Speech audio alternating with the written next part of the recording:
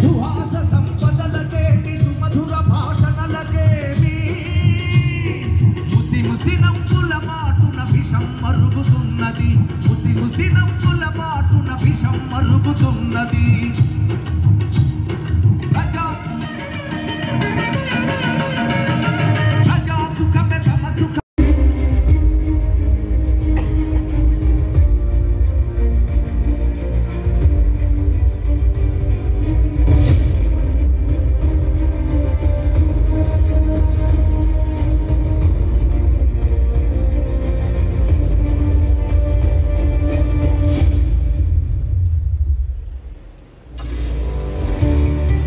Federation to connect socially and build local and national networks to form vibrant and supporting entrepreneurial ecosystem. Entrepreneurs Network. Ken. I take it as an honor. Thank you very much. And Naga Unnaru Mohan Garu. Thank you so much. And ఇలాంటి అద్భుతమైన వేదికకు మీ అందరి సమక్షంలో పాల్పంచుకోవడం and పాత తరాన్ని గౌరవిస్తూ కొత్త తరాన్ని ఆహ్వానిస్తూ రాబోయే తరానికి పునాదులు వేస్తున్న ఈ వేదిక చరిత్రలో నిలిచిపోతుంది. డెఫినెట్గా అందులో పాల్పంచుకోవడం మనస్ఫూర్తిగా అనుమానం చాలా సంతోషంగా ఫీల్ అవుతుంది. సైన్ ఆఫ్ అవుతుంది. థ్యాంక్ యూ వెరీ మచ్ అండి. ఇక్కడి నుంచి క్షేత్రీయ సేవా సమితి వారు చేసే అభినందన సభని ముందుకు తీసుకెళ్తారు డాక్టర్ రఘురామరాజు గారు. వీఆర్ వెయిటింగ్, మేమందరం వెయిట్ చేస్తున్నాం ముఖ్యమంత్రి గారి గురించి. సో ఆయన రాగానే కార్యక్రమం అంతా కొనసాగుతుంది. ఐ ఇన్వైట్ డాక్టర్ రఘురామరాజు గారు to take over the stage from now on. Thank you. జై హింద్. జై హింద్. క్షత్రియ సేవా సమితి వైస్ ప్రెసిడెంట్ గౌరవనీయులు శ్రీ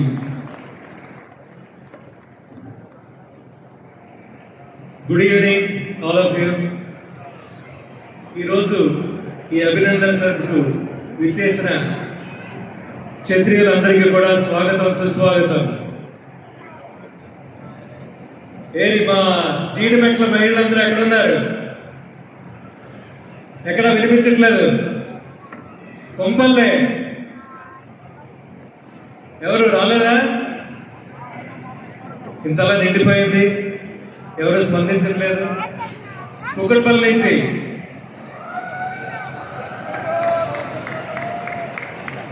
థ్యాంక్ యూ. ఈరోజు ఇప్పటివరకు కోహోస్ట్ చేసిన గాయత్రి భార్గవ్ గారు ఎవరో మీ అందరికీ తెలుసా? మీకు యాంకర్ గానో టీవీ యాక్టర్ గానో తెలుసు. ఆవిడ ప్రముఖ దర్శకులు బాపు గారి మనోరాలు.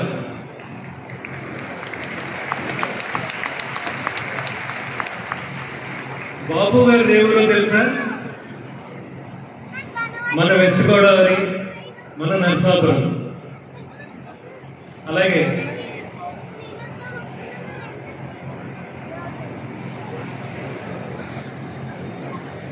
అందుకని ఈవిడ కూడా మన అమ్మాయి, మన వెస్ట్ గోదావరిలో పుట్టిన బాపు గారి మనోరాలు.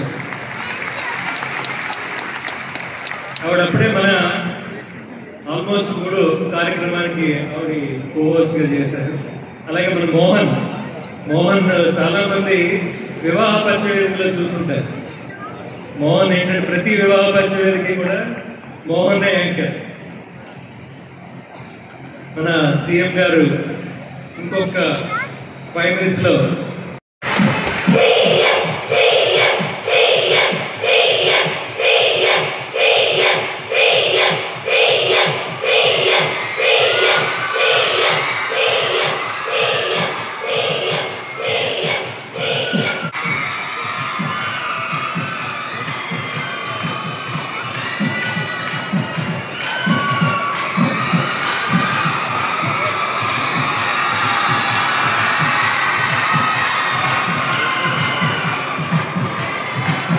స్టేజ్ మీద వెనకాలను అందరూ కూడా ఒక్కసారి స్టేజ్ కిందకి వచ్చి ఆశీర్లు కావాల్సిందిగా కోరుతున్నాం.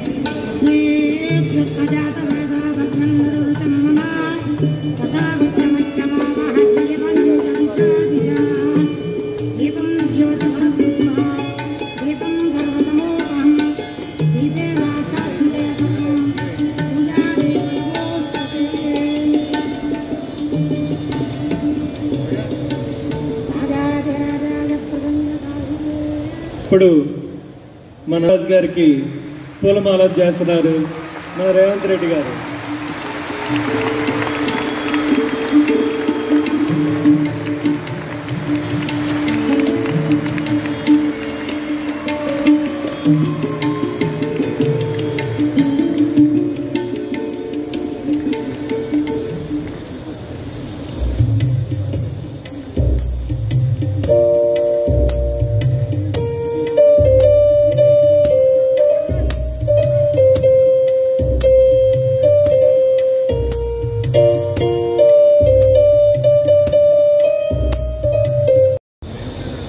అధ్యక్షత వహించినటువంటి క్షత్రియ సేవా సమితి తెలంగాణ ఆంధ్రప్రదేశ్ అధ్యక్షులు నాగరాజు గారికి, ఈనాటి కార్యక్రమానికి ముఖ్య అతిథిగా విచ్చేసినటువంటి గౌరవ ముఖ్యమంత్రి శ్రీ రేవంత్ రెడ్డి గారికి,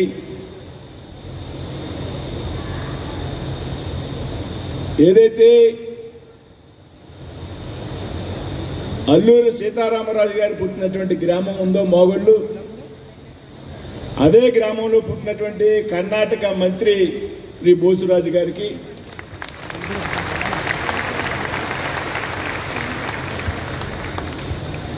అల్లూరి సీతారామరాజు గారి విగ్రహానికి ఆజాదీ కా అమృత మహోత్సవంలో భాగంగా ప్రధానమంత్రి నరేంద్ర మోడీ గారు భీమవరం ఇచ్చేసి అల్లూరి సీతారామరాజు గారి విగ్రహానికి ఆవిష్కరణ చేసినటువంటి సందర్భంలో శ్రీ రేవంత్ రెడ్డి గారికి స్వాగతం, సుస్వాగతం. ఒక నాయకుడు అంటే ఎలా ఉండాలో దానికి ఒక నిర్వచనం మన రేవంత్ రెడ్డి అన్న.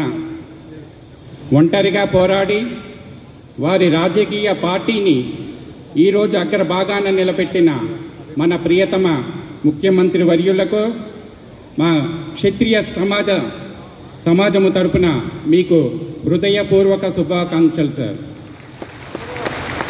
కొడంగల్ నియోజకవర్గ పులిబిడ్డ, వికారాబాద్ జిల్లా నుంచి కదిలి వచ్చిన కొదమ సింహం, కొండని ఢీకొట్టి పిండి చేసిన కొండారెడ్డిపల్లి గ్రామ ముద్దుబిడ్డ, అసాధ్యాన్ని సుసాధ్యం చేసిన ఆయన ఆత్మవిశ్వాసం, ఉక్కు సంకల్పం, అలుపెరగని ఆయన పోరాట పటిమ, ఆయన లక్ష్య ఛేదన నిజంగా ప్రతి ఒక్కరికి ఒక స్ఫూర్తి. ఆత్మవిశ్వాసమే రేవంత్ రెడ్డి గారి ఆయుధం.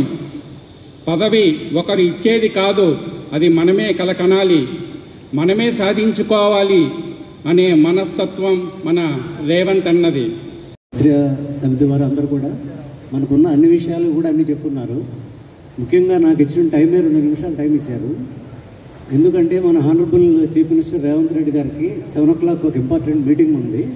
అందుకని చెప్పి నేను 2 మాటలు మాట్లాడి, ఇప్పుడు ఆల్రెడీ ఇందాక మన ప్రెసిడెంట్ గారు చెప్పినట్టు అందరూ గమనించారో లేదో, ఆల్రెడీ 2 రాజుల్ని రేవంత్ రెడ్డి గారు ఆల్రెడీ గౌరవం చేసి సన్మానం మన ఆల్రెడీ ఒక అధికారం ఇచ్చి ఉన్నారు. ఒకళ్ళు నా మిత్రుడు శ్రీనిరాజు మన కో చైర్మన్గా కూడా రేవంత్ రెడ్డి గారు రీసెంట్గా ప్రకటించారు. వారికి స్కిల్ డెవలప్మెంట్ ఆనంద్ మహేంద్ర గారు చైర్మన్ ఉంటే శ్రీనిరాజు గారు కో చైర్మన్గా రేవంత్ రెడ్డి గారు ఆల్రెడీ చేసి ఉన్నారు. రెండవది మన ఐఏఎస్ ఆఫీసర్ శ్రీనివాసరాజు గారిని కూడా అడ్వైజర్గా ఇచ్చి గౌరవించి ఉన్నారు. నేను కోరేది 2 మాటలు. ఇక్కడ 5 లక్షల జనాభా ఉన్నటువంటి ఈ క్షత్రియాస్లో 50% పీపుల్ బిలో పవర్టీ లైన్, పేదవారు అందరు కూడా ఉన్నారు. మన ప్రెసిడెంట్ గారు కూడా అన్ని విన్నపాలలో చేస్తున్నారు. ఆయన రేవంత్ రెడ్డి గారికి అన్ని విషయాలు తెలుసు, మంచి మనసుతో మనకు సహాయం చేస్తారని కోరుకుంటూ అందరికీ నమస్కారం.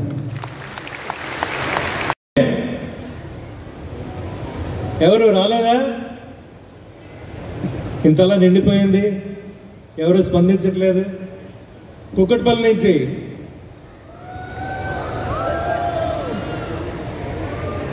Thank you.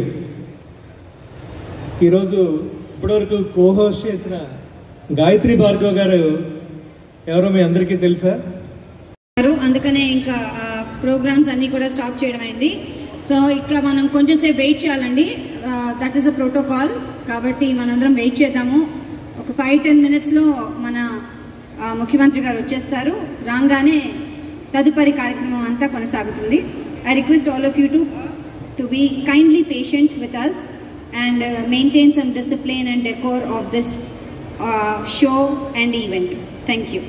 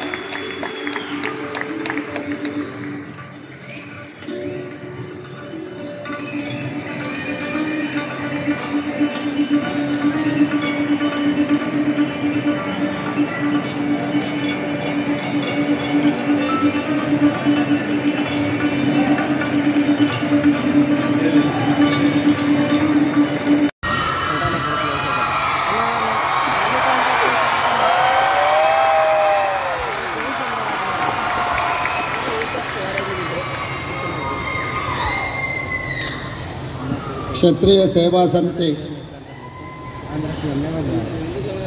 తెలంగాణ ఆంధ్రప్రదేశ్ నుంచి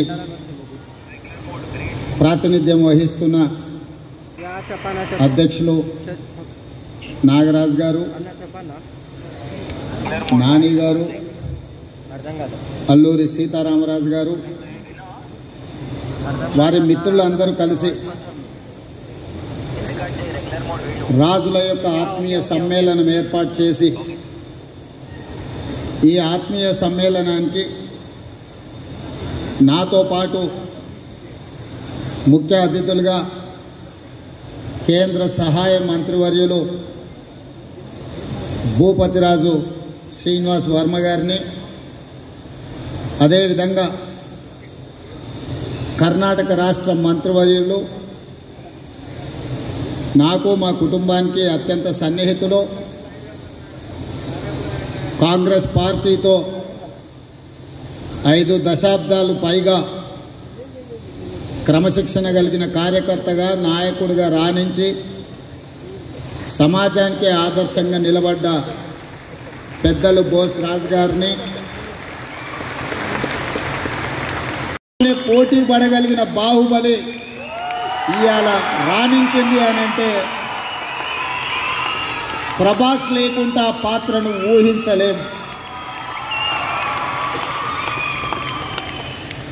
వీటన్నిటికీ వీళ్ళందరూ రాణించడానికి ప్రధానమైన కారణము వాళ్ళ కఠోరమైన శ్రమ, వాళ్ళ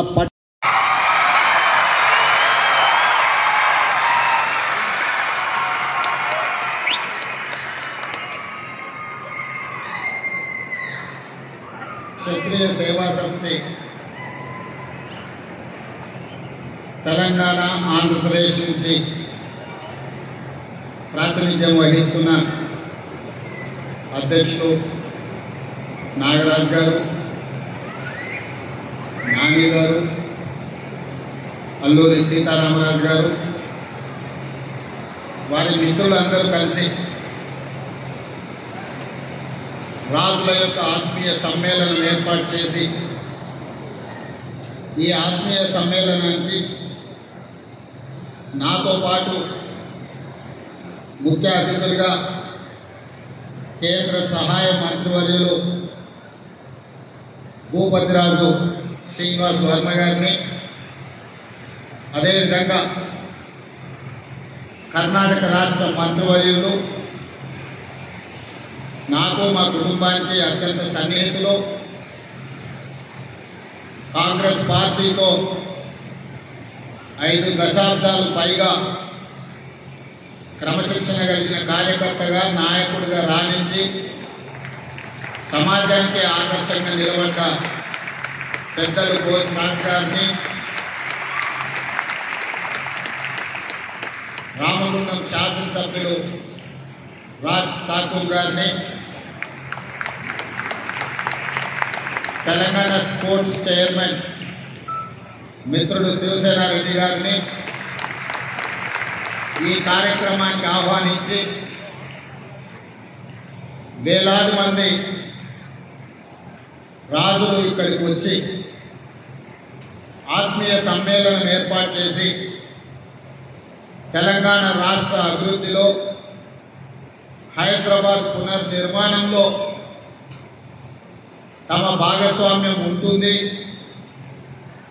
మీకు అండగా నిలబడతామని చెప్పి ఇంత మంచి కార్యక్రమాన్ని ఏర్పాటు చేసినందుకు మనస్ఫూర్తిగా మీకు అందరికీ అభినందనలు తెలియజేస్తున్నాను.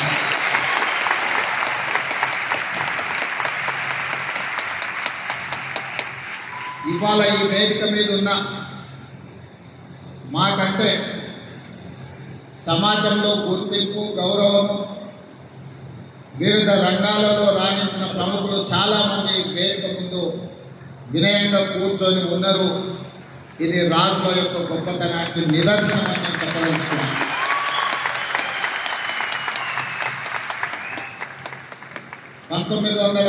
దశకంలో ఈ ప్రాంతానికి ప్రధానంగా వ్యవసాయంలో ద్రాక్ష తోటల్ని ఈ ప్రాంత రైతులకు ఒక కొత్త వంగడాలను పరిచయం చేస్తూ ఆనాడు కొంచెం ఊరికి ఎడగా ఉన్న కొంపెల్లి ప్రాంతం ఒక గ్రామంగా ఉండేది. కానీ వందలాది మంది రాజులు వచ్చి ఆ ప్రాంతంలో వ్యవసాయ రంగంలోనే కాదు వివిధ రంగాలలో పెట్టుబడులు పెట్టి రాణించడం వల్ల ఇవాళ కొంపల్లి గ్రామం నుంచి ఒక పెద్ద నగరంగా విస్తరించి హైదరాబాద్ నిర్మాణంలో, హైదరాబాద్ అభివృద్ధిలో పెద్ద ఎత్తున దేశానికి ఆదర్శంగా నిలబడ్డ సత్యం రామలింగరాజు కుటుంబం నుంచి మొదలు పెడితే చాలామంది సిరీస్ కావచ్చు, ఎన్సీసీ కావచ్చు, ఫార్మా రంగంలో కానీ, వైద్య రంగంలో కానీ, విద్యా రంగంలో కానీ, మీడియాలో కూడా మొదట మాటిని మొదలుపెట్టింది రాజుల యొక్క సంగతి ఈ సందర్భంగా మనం గుర్తు చేసుకోవాలి.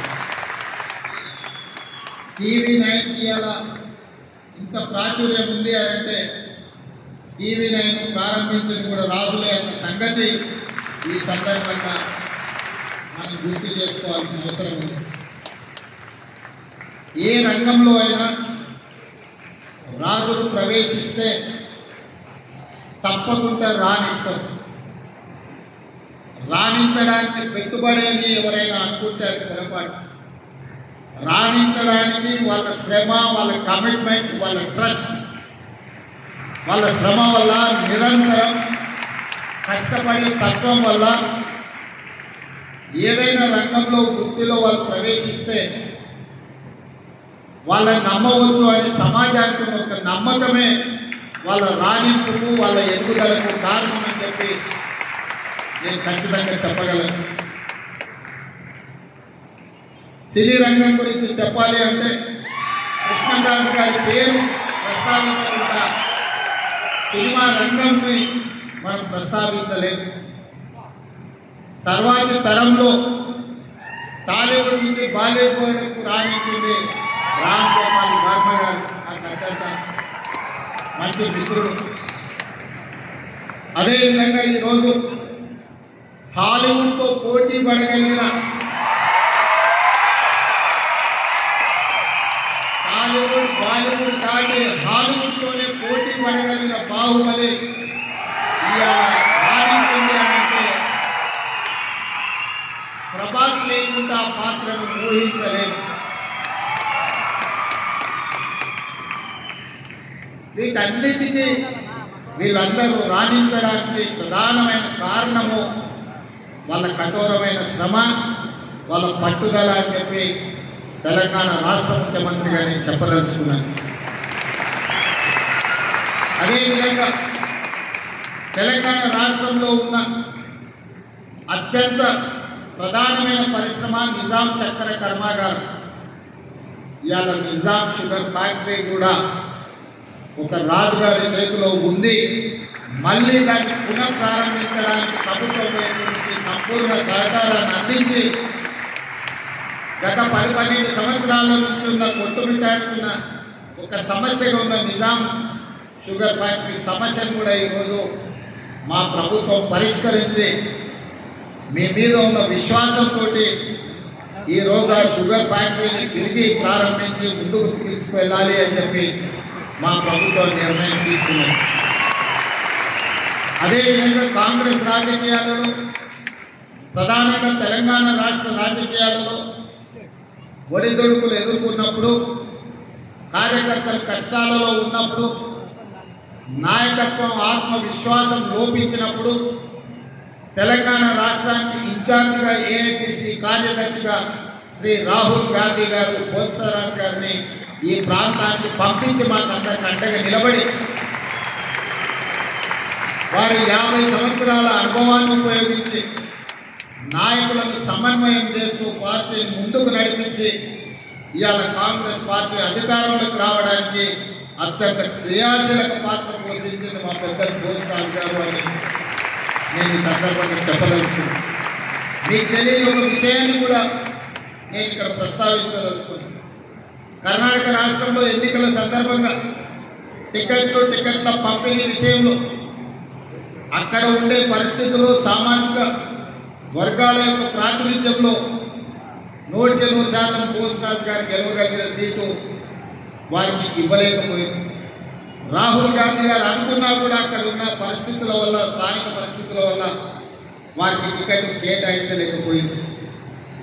ఇతరులకు కేటాయించిన ఆ అభ్యర్థికి అవసరమైన అన్ని మంచి చెడ్డలు, నా ఉద్దేశంలో మంచి చెడ్డలు అంటే మీకు అర్థమై ఉంటుంది, అన్ని వారే చూసుకొని నిబద్ధతతోని పార్టీ గెలుపు కోసం వారు పనిచేసి 135 సీట్లతోని అత్యధిక మెజారిటీతో కర్ణాటక రాష్ట్రంలో ప్రభుత్వం ఏర్పడ్డది.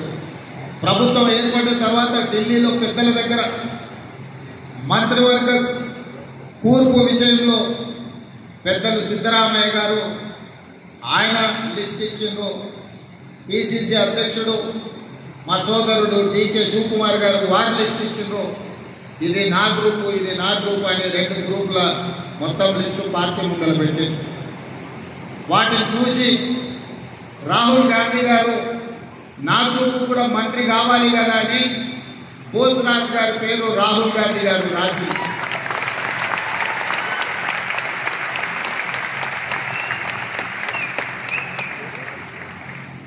వారు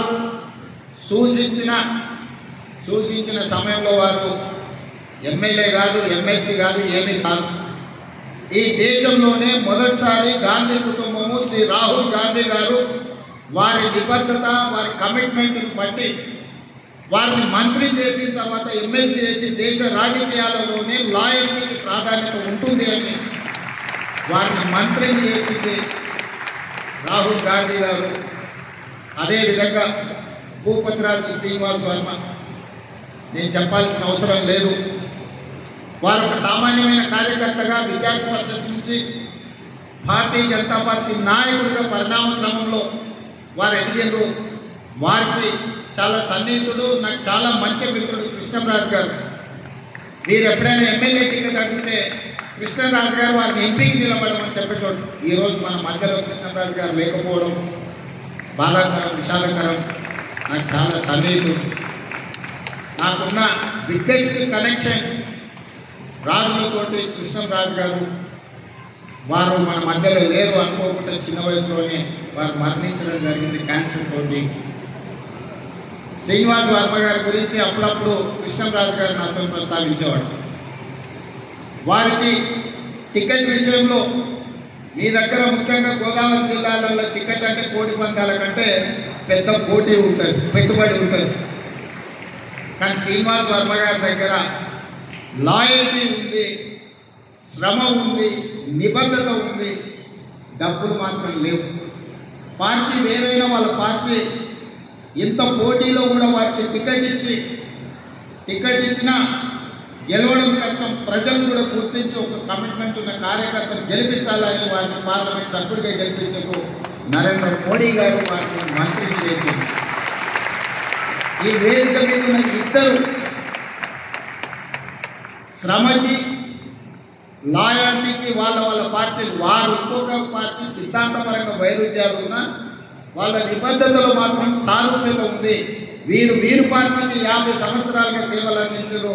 వారి పార్టీకి దాదాపుగా 34-35 సంవత్సరాలు కష్టపడితే పార్టీలో నిబద్ధతతో ఉంటే తప్పకుండా రాణించవచ్చు అనే ఉదాహరణకి వేదిక మీద ఇద్దరు పెద్దలు ఉండడం సంతోషకరం. శ్రీనివాస్ వర్మ గారికి మంత్రి పదవి ప్రకటించగానే నేనే స్వయంగా ఫోన్ చేసి వారిని అభినందించాను. ఎందుకంటే ఇలాంటి సంఘటనలు జరగడం ద్వారా కార్యకర్తలకు ఒక విశ్వాసం పెరుగుతుంది. పార్టీలో కష్టపడితే తప్పకుండా మనకు అవకాశాలు ఉంటాయని చెప్పుకోవడానికి ఆదర్శంగా ఉంటుంది. అదేవిధంగా ఈరోజు మా మిత్రులు నాగరాజు గారు కార్పొరేటర్ల గురించి అడిగారు, శ్రీనివాస్ వర్మ గారు ఎమ్మెల్యేల గురించి అని. నాగరాజు గారు ఎన్నికల్లో ఇమ్మీడియట్గా వచ్చేది కార్పొరేటర్ ఎన్నికలు కాబట్టి అవి ఇస్తే తర్వాత ఆటోమేటిక్ ఎమ్మెల్యే టికెట్లు అడుగుతారు వారి ఆలోచన. ఎందుకంటే ఎమ్మెల్యే ఎన్నికలు చాలా దూరం ఉన్నాయి. ఇమ్మీడియట్గా సంవత్సరం తిరిగే లోపల కార్పొరేటర్ ఎన్నికలు ఉన్నాయి. తప్పకుండా చట్టసభలలో మీ ప్రాతినిధ్యం ఉండాలి అన్న ఆలోచన నాకు ఉంది. మీలో రాజకీయ చైతన్యంతో రాజకీయాలలో రాణించాలన్న ఆలోచన ఉన్న వాళ్ళ ఇప్పటి నుండి పార్టీలో ప్రోత్సహించండి. మొదట పార్టీలో పదవి ఇస్తాను, ఆ తర్వాత ఎన్నికల్లో టికెట్లు ఇస్తాను. పిసిసి అధ్యక్షుడిగా తెలంగాణ రాష్ట్ర ముఖ్యమంత్రిగా క్షత్రియ సోదరులకు నేను మాట ఇస్తున్నా. తప్పకుండా మీ వైపు నుంచి మీరు ఎవరిని మీ ప్రతినిధులుగా మా పార్టీలో పెట్టదలుచుకున్నారో మీరు లిస్ట్ ఇవ్వండి. తప్పకుండా ఈ 1.5 year రాబోయే 4 సంవత్సరాలకు వాళ్ళ లీడర్స్గా గ్రూప్ చేసి ఎన్నికల్లో తప్పకుండా అవకాశాన్ని కల్పిస్తా అని చెప్పి నేను మీకు మాట ఇస్తున్నాను. అదేవిధంగా ఇంతకుముందు అల్లూరి సీతారామరాజు గారు చెప్పారు, రాజుల ప్రాతినిధ్యం ఎన్నికల్లో లేకపోయినా ప్రభుత్వంలో ఉన్నారు అని. శ్రీనివాసరాజు గారు టీటీడీ ఈవోగా అత్యంత సుదీర్ఘకాలం 8.5 సంవత్సరాలు మచ్చలేకుండా అక్కడ పనిచేసి వారి పనితనానికి మీ సామాజిక వర్గానికి ఒక మంచి పేరు తీసుకొచ్చిండు.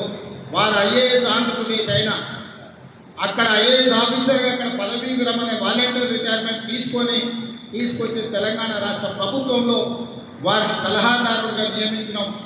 మీ తరఫున తెలంగాణ ప్రభుత్వంలో శ్రీనివాసరాజు గారు ప్రతినిధులు ఉంటారు. మీకేమైనా అంశాలు ఉంటే నన్ను చేరాలి అని అంటే ప్రభుత్వం తరఫున అధికారిగా సలహాదారులుగా శ్రీనివాసరాజు గారు ఉంటారు. ప్రజాప్రతినిధిగా మాకు పెద్దగా బోస్రాజు గారు ఉంటారు. బోస్రాజు గారి అబ్బాయి రవిరాజు తెచ్చి ఉండొచ్చు. ఒకవేళ వారు మంత్రిగా అక్కడ బిజీగా ఉన్న రవి ఉంటాడు. రవి నాకు మంచి మిత్రుడు. వారి ద్వారైనా నా దగ్గరికి చేరవచ్చు. అదేవిధంగా ఈరోజు యంగ్ ఇండియా స్కిల్ యూనివర్సిటీ ఒక నూతన విధానాన్ని ఈరోజు తెలంగాణ రాష్ట్ర ప్రభుత్వం ప్రవేశపెట్టింది. మధ్యకాలంలో ప్రపంచంలో తిరిగిన ప్రతి దేశంలో కూడా యంగ్ ఇండియా స్కిల్ యూనివర్సిటీని మేము చెప్పడం జరిగింది. లక్షలాది మంది తెలంగాణ నిరుద్యోగ యువకులకు నైపుణ్యాన్ని నేర్పించి ఉద్యోగ ఉపాధి అవకాశాలు కల్పించాలన్న ఆలోచనతో యంగ్ ఇండియా స్కిల్ యూనివర్సిటీని తెలంగాణ రాష్ట్ర ప్రభుత్వం ప్రారంభించింది.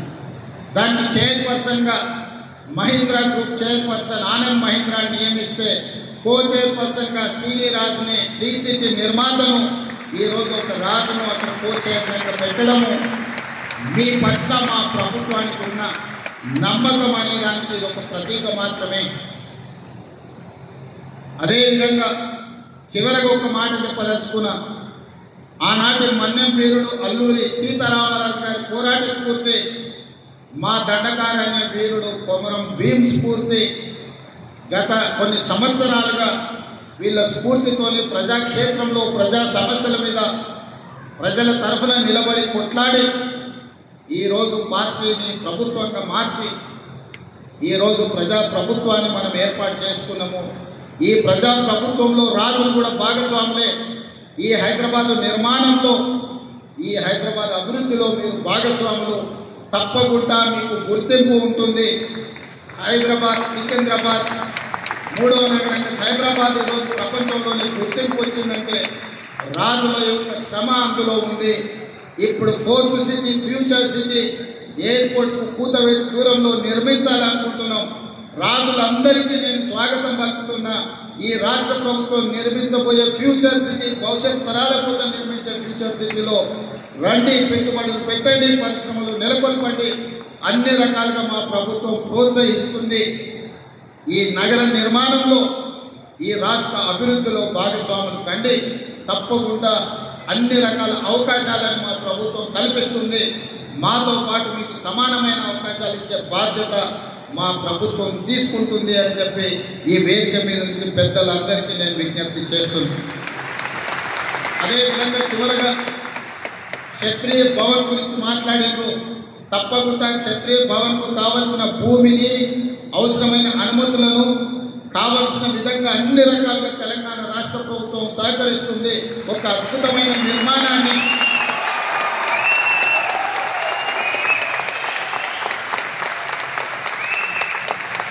రాజతత్వం ఉండే, రాజుల యొక్క తత్వం ఉండే, రాజుల యొక్క నైపుణ్యం ఉండే క్షత్రియ భవన్ని అద్భుతంగా మీరు నిర్మించండి. నిర్మాణానికి అవసరమైన స్థలాన్ని ప్రభుత్వం నిర్మించే బాధ్యత నాది. దాన్ని అద్భుతంగా నిర్మించే బాధ్యత మీది. మళ్ళీ ఆ రోజు భవనం నిర్మించినాక మళ్ళీ మీతో ఆత్మీయ సమ్మేళనం ఏర్పాటు చేసి మళ్ళీ మీతో నా ఆలోచనలను పంచుకొని ఏది కావాలన్నా మీకు రాష్ట్ర ప్రభుత్వం అండగా ఉంటుంది అని మళ్ళీ ఆ రోజు మనం కలుసుకుందాం. ఈరోజు గచ్చిబౌలి స్టేడియంలో కలుసుకుందాం.